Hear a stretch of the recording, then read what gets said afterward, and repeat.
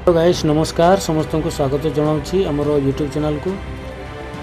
जो भाई मैंने बाउल माछ चाष करुँगी आपण मानक बाउल माछ चारा आवश्यक पड़े तो आपण मैंने देखिपे आम स्क्रीन रे 2टी नंबर देचु मोबाइल नंबर से मोबाइल नंबर आपण मैंने जोगाजोग करूँ एवं केबे कौन दिन आम माछ आम बिक्री आरंभ करूँ ताहा आम आपण को मोबाइल माध्यम जनइबू।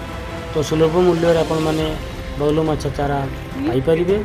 तो चलतु वीडियो स्टार्ट करवा देखा माछ केमती कौन हो।